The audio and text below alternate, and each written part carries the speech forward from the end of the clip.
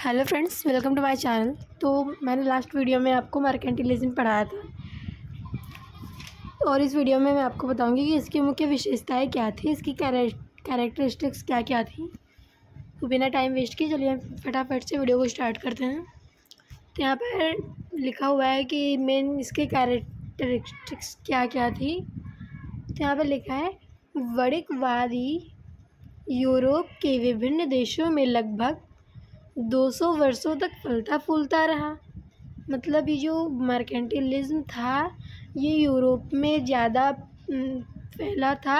Asia में या अन्य देशों में उतना नहीं गया था, बट ये यूरोप महाद्वीप पे ज़्यादा एक्सप्लोर हुआ था। तो ये लगभग 200 वर्षों तक फलता फूलता रहा। यह नीति किसी विशिष्ट लेखक अथवा विशिष्ट देश के लेखकों का विचार नहीं है, वरन विभिन्न व्यक्तियों के विचारों का सामूहिक रूप है। जैसे हम अक्सर पढ़ते हैं कि ये विचार इन्होंने दिया, ये आइडिया इनका है, बट ये जो मर्केंटिलिज्म था ये किसी एक व्यक्ति या एक कंट्री ने नहीं दिया था, बल्कि कई कंट्रीज़ ने मिलकर इसको एक्सप्लोर किया था कि मर्केंटिलिज्म लाना चाहिए। अब इसके देख लेते हैं क्या क्या प्रमुख नीतियाँ थी, इसकी विशेषताएं क्या क्या थी। तो यहाँ पर फर्स्ट पॉइंट पे विशेषता लिखी हुई है सोना चांदी तथा बहुमूल्य पदार्थों का महत्व। मैंने लास्ट वीडियो में भी बताया था कि जो मर्केंटिलिज्म आया था इसमें mostly gold and silver metals को ज़्यादा महत्व दिया जाता था। तो इसमें हम देख लेते हैं क्या क्या है। तो लिखा है वणिकवादी विचारकों का मत था कि राष्ट्र को शक्तिशाली बनाने के लिए सोना चांदी का विशेष महत्व है। उनके अनुसार कोई भी देश उतना ही उन्नत, शक्तिशाली और समृद्ध माना जाता था जितना अधिक सोना चांदी उसके पास होता था।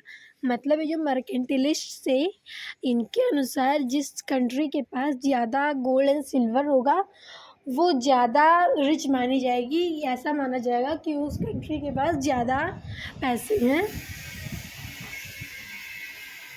और फिर लिखा है इन विचारकों के दो प्रमुख नारे थे।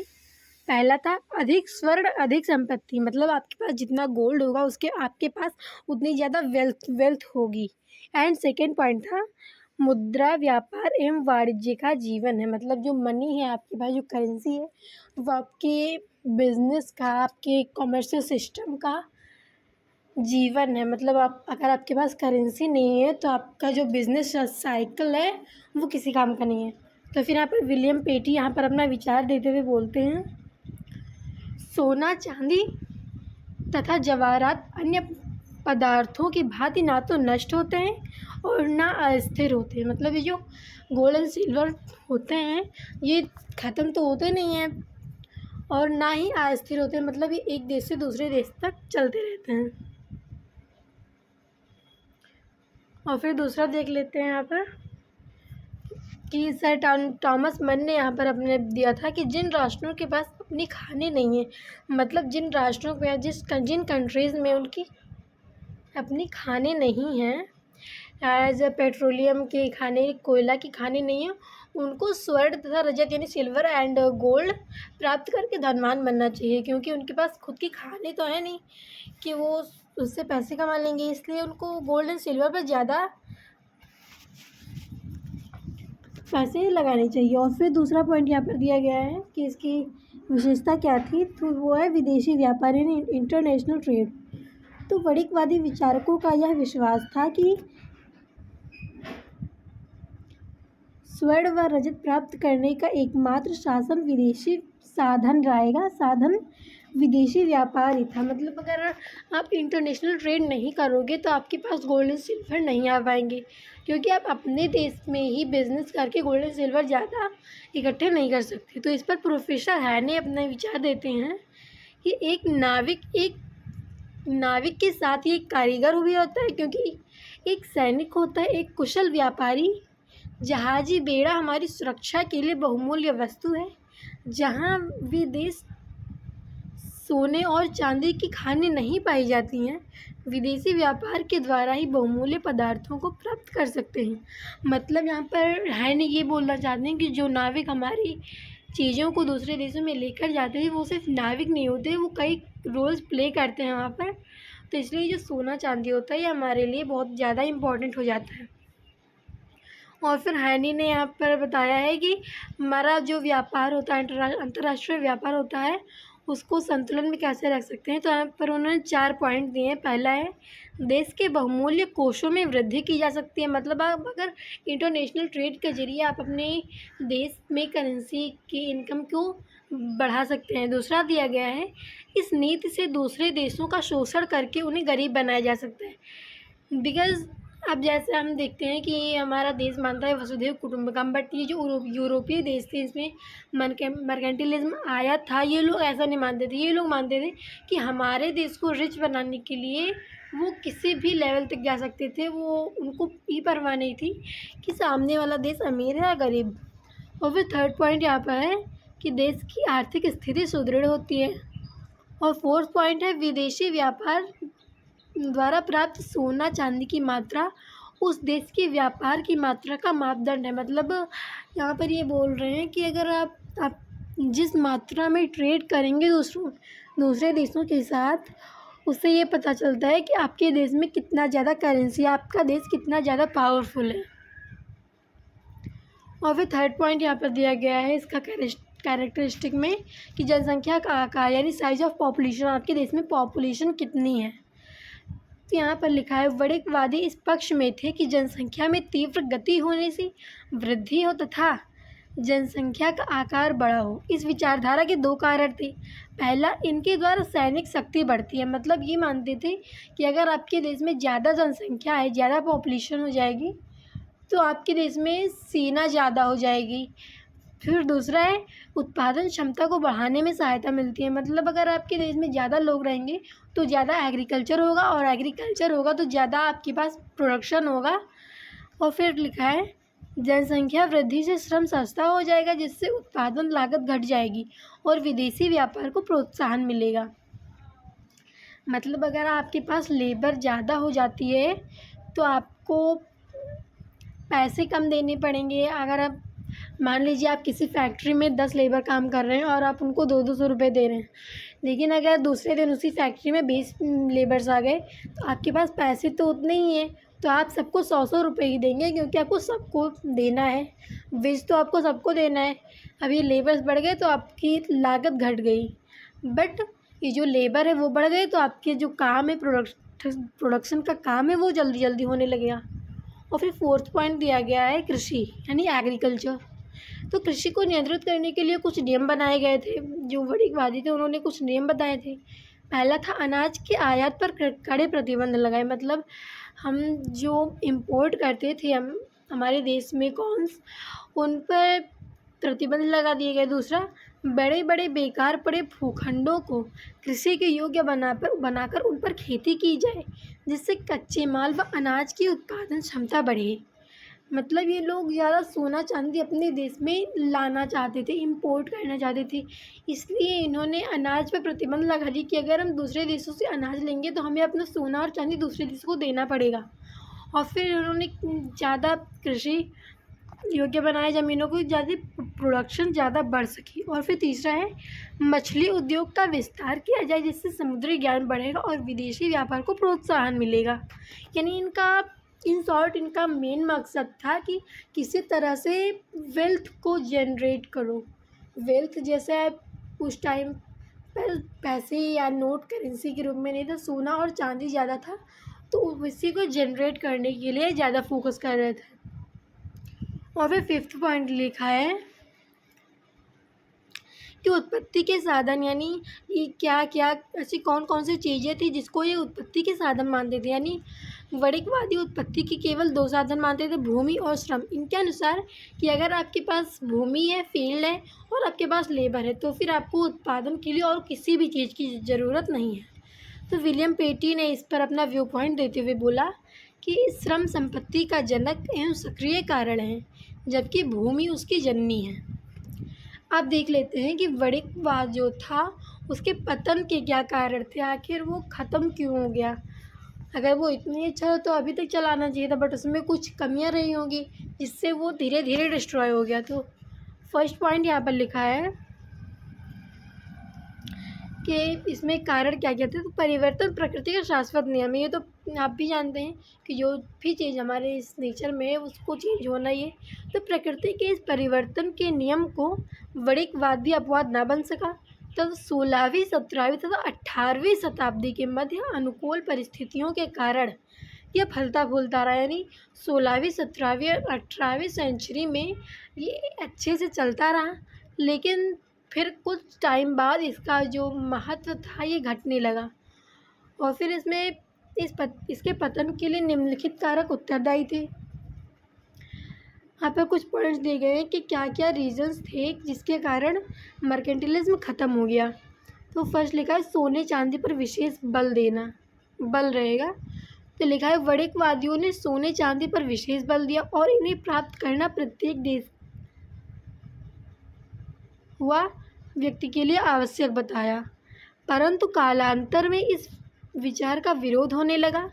आलोचकों ने बताया कि केवल सोना चांदी भूख को शांत नहीं कर सकते, आवश्यकताओं को संतुष्ट करने के लिए अन्य वस्तुएं भी चाहिए। इस विचार से धीरे धीरे वस्तुओं का महत्व घटने लगा और लोग मानव कल्याण को महत्व देने लगे। यानी इन लोगों ने बताया, जो वणिकवाद के कुछ आलोचक आए, इन्होंने बोला कि अगर आप ज़्यादा सोना चांदी पर ज़्यादा ध्यान दे रहे हैं, एग्रीकल्चर पे बिल्कुल भी ध्यान नहीं दे रहे, तो आप सोना चांदी खाकर तो पेट भर नहीं सकते, उसके लिए आपको खेती करनी ही पड़ेगी। तो इसलिए धीरे धीरे इसको ख़त्म होने लगा, सोने चांदी पर जो बल दे रहे थे, इसकी वजह से मर्केंटिलिज्म धीरे धीरे ख़त्म होने लगा। और फिर दूसरा दिया गया है कृषकों और श्रमिकों का शोषण। तो इसमें लिखा है वणिकवादियों ने विदेशी व्यापार तथा औद्योगिक विकास पर अत्यधिक बल दिया, अतः लागत कम करने के लिए इन्होंने किसानों से कच्चा माल सस्ते में खरीदा तथा श्रमिकों को मजदूरी कम दी। परिणाम यह हुआ कि देश में औद्योगिक एवं व्यापारिक उन्नति तो पर्याप्त मात्रा में हो गई, परंतु कृषक कृषि तथा मजदूरों की दशा शोचनीय हो गई। अतः विचारकों ने कृषि और कृषकों का पक्ष लिया तथा वणिकवाद की कटु आलोचना की और इसका पतन हो गया। मतलब जैसे मैंने आपको पहले बताया कि ये लोग गोल्ड एंड सिल्वर पर ज़्यादा इन्वेस्ट करते थे, तो अगर आप अपने बिजनेस पर ज़्यादा इन्वेस्ट कर रहे हैं, एग्रीकल्चर पर बिल्कुल भी ध्यान नहीं दे रहे, तो वो तो ऑब्वियस है कि आपका कृषि धीरे धीरे नीचे गिर जाएगा, उत्पादन घट जाएगी आपके देश की, जिससे लोगों को प्रॉब्लम तो होगी ही सर्वाइव करने में। और फिर थर्ड पॉइंट यहाँ पर दिया गया है कि अनुकूल व्यापार संतुलन नीति का विरोध। तो ये जो एक थॉमस मन थे यहाँ पर, इन्होंने जो वणिकवादी के पहले तो ये प्रशंसक थे, बट बाद में इन्होंने व्यापार नीति का विरोध किया। उन्होंने बोला कि किसी भी प्रकार की व्यापारिक नीति प्रत्येक देश के समय के लिए सदैव लाभदायक सिद्ध नहीं हो सकती। इस विरोध ने वणिकवादी अनुकूल व्यापार नीति को आघात पहुंचाया। मतलब ये जो इनकी अनुकूल व्यापार संतुलन नीति का विरोध किया, इन्होंने ये बोला कि कोई भी पॉलिसी एक देश में ज़्यादा टाइम तक वर्क नहीं कर सकती, क्योंकि आप किसी भी देश को देखेंगे कि तो उसकी जो कंडीशन होती है, उसकी सिचुएशन जो होती है, वो एक जैसे तो नहीं रहती है। तो इसलिए आपको अपनी पॉलिसीज़ में चेंज लाना ही पड़ेगा। तो इसलिए इन्होंने इसका बहुत ज़्यादा आलोचना की। और फिर फोर्थ पॉइंट है काल्वर्ट की नीतियाँ। यानी जो फ्रांस में एक वणिकवादी समर्थक थे काल्वर्ट, उनकी नीतियाँ ये जो थी, उन्होंने जो पॉलिसीज़ बनाई थी मर्केंटिलिज्म की, वही एक जो इसके पतन का कारण भी बन गई। लुई 14वें ने फ्रांस में निर्वाध नीति का अनुचित लाभ उठाया और अविवेकपूर्ण ढंग से व्यय किया। फलस्वरूप जनता को अधिक करभार सहना पड़ा और सरकारी कोष भी खाली हो गया। इस कारण उनकी कटु आलोचना की गई। इन्होंने जो नीतियाँ बनाई थी मर्केंटिलिज्म की, इसकी वजह से जो नॉर्मल पीपल थे वहाँ के, उन पर ज़्यादा टैक्स बर्डन ज़्यादा हो गया, और जिसकी वजह से वो लोग टैक्स पे नहीं कर पा रहे थे और इनका जो सरकारी खजाना था, सरकारी कोष था, वो भी धीरे धीरे खाली होता गया। इसलिए इनकी जो नीति बनाई थी इन्होंने मर्केंटिलिज्म की, उसकी आलोचना होने लगी और धीरे धीरे मर्केंटिलिज्म अपने पतन की ओर जाने लगा। और फिर फिफ्थ पॉइंट यहाँ पर दिया गया है, सरकारी हस्तक्षेप की प्रतिक्रिया, यानी औद्योगिक विकास की प्रारंभिक अवस्था में वणिकवादी रहेगा यहाँ पर। फ्रेंड्स, ये वणिकवादी टाइप करने में बहुत ज़्यादा प्रॉब्लम होती है, तो इसको जितनी बार भी टाइप करो उसको एडिट करना पड़ता है, तो यहाँ पर एडिट करना भूल गई मैं। तो यहाँ पर रहेगा, औद्योगिक विकास की प्रारंभिक अवस्था में वणिकवादी विचारधारा ने व्यापार पर्याप्त जोर पकड़ा, परंतु नए नए आविष्कार, विशाल स्तरीय उत्पादन के उदय होने से सरकारी हस्तक्षेप संबंधी अनेक कठिनाइयाँ अनुभव होने लगीं। फलस्वरूप सरकारी नियंत्रण ढीले पड़ने लगे। सन 1776 में एडम स्मिथ ने अपनी पुस्तक an inquiry into the nature and causes of wealth of nations में इस नीति का समर्थन किया, जिससे वणिकवाद की नींव हिल गई। और फिर 6 पॉइंट यहाँ पर लिखा है कि व्यापारिक एवं औद्योगिक प्रतिबंधों का विरोध, यानी वणिकवाद में यह सुझाव दिया गया था कि व्यापार व उद्योगों पर अनेक प्रतिबंध लगाए जाएं।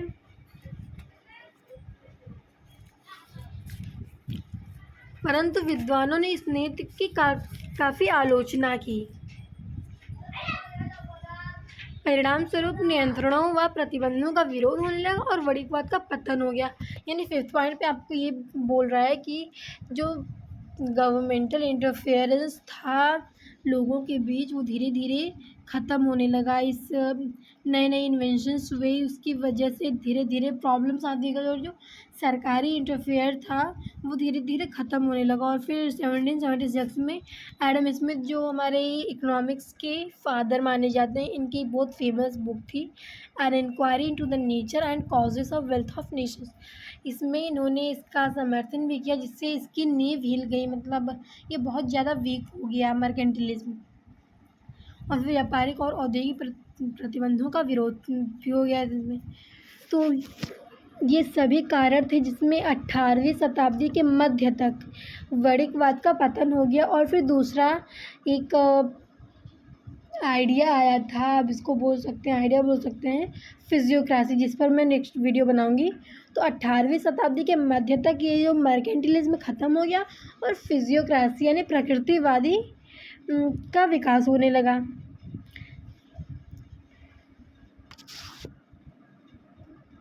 तो इस वीडियो में इतना ही, मिलते हैं हम नेक्स्ट वीडियो में, जिसमें मैं आपको बताऊंगी फिजियोक्रेसी यानी प्रकृतिवाद क्या था और उसके मेन कैरेक्टरिस्टिक्स क्या थे, उसका ओरिजिन कैसे हुआ,